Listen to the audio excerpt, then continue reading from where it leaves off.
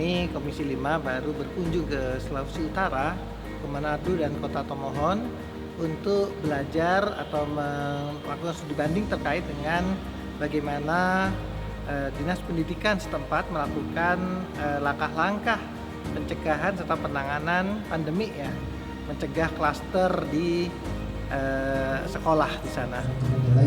Kaget Bu, tadi saya di depan lihat papan nama, dokter. Nah, saya tertarik sekali Bu dengan dua konsep tadi yang ada ya, guling ya. Guling ini mungkin nanti juga untuk daerah-daerah yang cocok itu mungkin bisa kami share. Ini tak butuh share-nya dari Ibu ya, karena di prakteknya ada dalam temuan kami di sekolah ketika pandemi. Di situ ada buku yang dia sampai di rumah jam berapa, supaya ada kontrol dan kontrol. Karena ini siswa SMA, SMK, apalagi SMP kita hati-hati karena ada anak yang berkebutuhan khusus. Jadi dalam 2 tahun, hampir 2 tahun pelaksanaan COVID di sana yang terjadi ini di Provinsi Sulawesi Utara sampai dengan kami berkunjung kemarin tidak terjadi sama sekali kasus klaster sekolah ya. Jadi zero klaster sekolah. Ini suatu hal yang luar biasa. Kalau kita ingat di Jawa Barat ketika lagi klaster zamannya sekolah atau pesantren itu langsung satu kejadian ratusan orang ratusan siswa yang terpapar begitu ya. Di sana zero. Nah, ini apa rahasianya? Ini yang kami juga penasaran. Nah, terjawab pertama ternyata kepala dinasnya adalah mantan kepala dinas kesehatan dan juga kepala dinas sosial. Jadi beliau paham persis ya.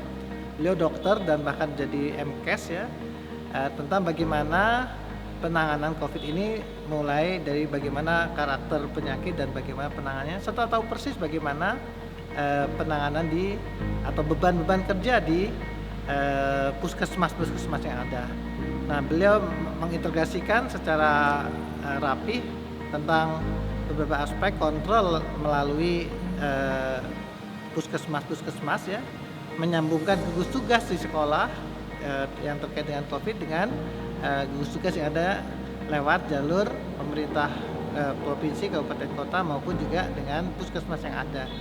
Kemudian logika-logika untuk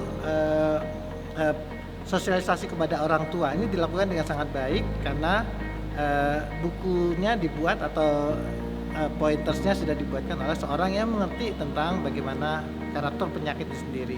Dan yang ketiga, mereka melakukan inovasi ya di Dinas Pendidikan di seluruh Sulawesi Utara, yaitu menyediakan semacam buku siswa terkait dengan bagaimana dengan COVID-19.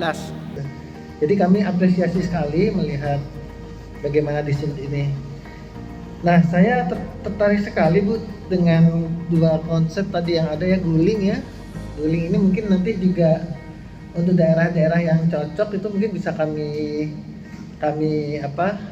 share. Ini tak butuh share-nya dari Ibu ya, karena di prakteknya ada dalam temuan kami di sekolah ketika pandemi, baik di SD, SMP maupun SMA, SMK juga ada di lapangan itu, tapi tidak tersistem ya. Nah, kalau seperti ini yang disampaikan 3 langkah dari gugus tugas itu daring, luring, dan guling, ini berarti ada konsepnya gitu. Mau nanti di-share kepada kami sehingga kami nanti bisa sampaikan kepada distrik untuk mempelajari gitu.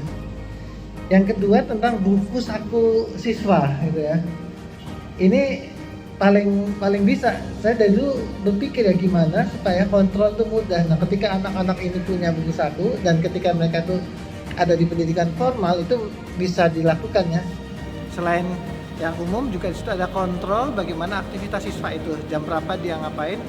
Jadi diisi setiap hari ketika proses belajar tatap muka berlangsung, itu siswa melaporkan dan diverifikasi. Dia berangkat dari rumah jam berapa, diverifikasi orang tua, sampai di sekolah jam berapa, pulangnya pun demikian. Jadi dicegah terjadinya anak-anak yang masih keluyuran setelah jam sekolah dan sebagainya. Dan di situ resiko COVID terjadi. Ini beberapa inovasi. Saya rasa tidak ada salahnya Pemprov Jabar, Dinas Pendidikan, kita sama dengan Dinas Kesehatan dan juga gugus tugas COVID untuk mempelajari ini. di hal-hal ini di Provinsi Sulawesi Utara. Demikian mungkin sebuah inspirasi yang bisa saya sampaikan, moga-moga bermanfaat buat Jawa Barat. Ya, makasih.